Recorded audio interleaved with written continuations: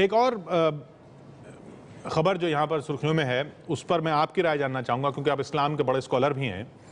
یہ کہا جاتا ہے کہ یہاں پر یہ بحث ہے کہ بھارت ماتا کی جے، وندے ماترم، وطن کی سرزمین کو ماں کا درجہ دینا یہ نہیں ہو سکتا کیونکہ یہ اسلام کے خلاف ہے۔ آپ کیا کہیں گے اس پر؟ دیکھیے، وطن کی سرزمین کو ماں کا درجہ دینا، وطن کی سرزمین سے محبت کرنا، وطن کی سرزمین سے پیار کرنا، وطن کی سرزمین کے لیے جان بھی دے دینا، یہ ہرگز اسلام کے خلاف نہیں ہے، عین اسلام کی تعلیمات میں داخل ہے۔ حضور علیہ السلام نے اس کی تعلیمات دی ہیں۔ جو شخص وطن سے محبت کرنے کے خلاف بات کرتا ہے، اس کو اسلام کے خلاف سمجھتا ہے، اسے چاہیے کہ قرآن کو پڑھے، حدیث کو پڑھے، اسلامی تاریخات کو پڑھے، تاریخ کو، اور اپنی جہالت کو دور کرے۔ بہت بہت شکریہ آپ کا۔ Assalamu alaikum. This question is from a non-Muslim sister.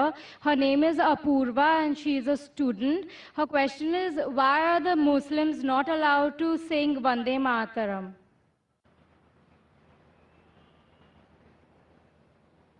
The sister asked the question that why are Muslims not allowed to say Vande Mataram? Before I give the answer, this is a common question, why are Muslims not allowed to say Vande Mataram, which was even asked in the press conference, beginning of the conference, by the press media. Before answering that, I would like to tell you that even the Hindus, even they should not say Vande Mataram. Because if you know the song written by Bankim Chandra Upadhyaya, Vande Mataram means I bow down to my motherland. Vande Mataram, it occurs thrice in the full song. And as I mentioned earlier, according to the Veda, it's clearly mentioned in Yajurveda, chapter number 32, verse number 3, and Svetasvatara Upanishad, chapter number 4, verse number 19, Na tasya pratima asti. Of that God, there is no pratima, there is no image, there is no photograph, there is no picture, there is no portrait, there is no sculpture, there is no idol. So where is the question of worshipping the land? So any Hindu who has knowledge of his Veda will never agree with Vande Mataram. If he does not know his scripture, he may say it.